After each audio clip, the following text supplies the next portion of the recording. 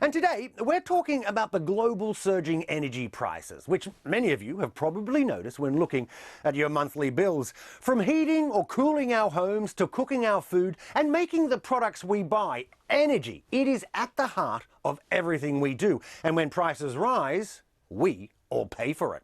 The electricity bill, it's unbelievable.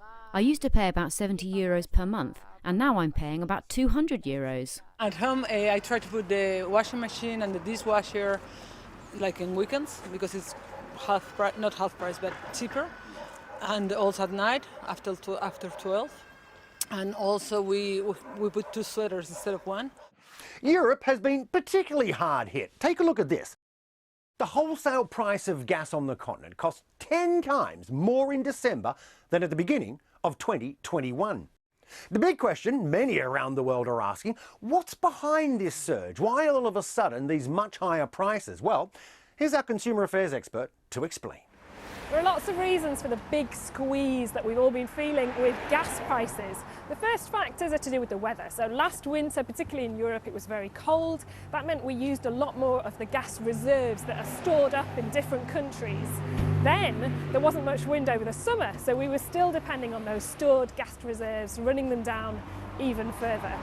The next factor has been about supply. So as the coronavirus pandemic has eased, more people have returned to work, demand has gone through the roof again, and particularly in Asia and China, there's a lot more demand for gas, and that puts pressure on supply.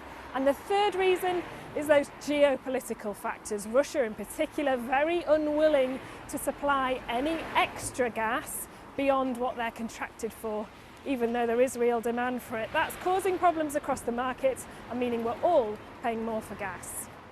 Businesses, well, they're also seeing costs skyrocket. Take a listen to what just a few are saying. So we've had 3 price increases. We've been forced to put our prices up 3 times. I've been working for Pilkington for 30 odd years, never known anything like it at all.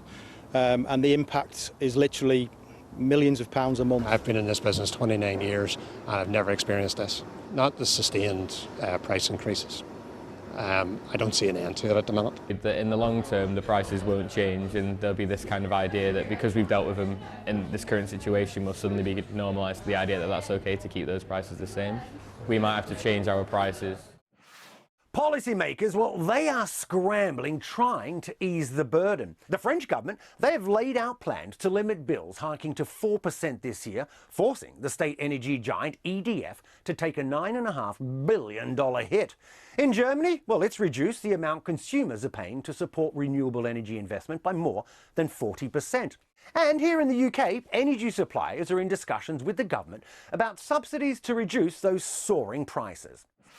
And, you know, there's another factor to consider.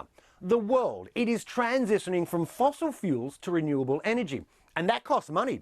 You know, many countries are paying for it through surcharges on fuel bills, like I mentioned in Germany. And it's an incredibly costly switch.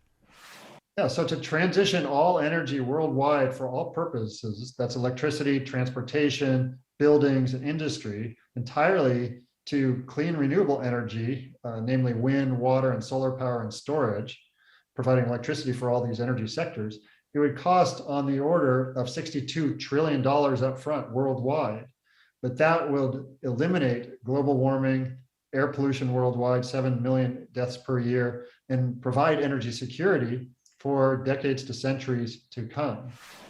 But that $62 trillion is an investment in the future. Mark says going green will actually work out cheaper in the long run.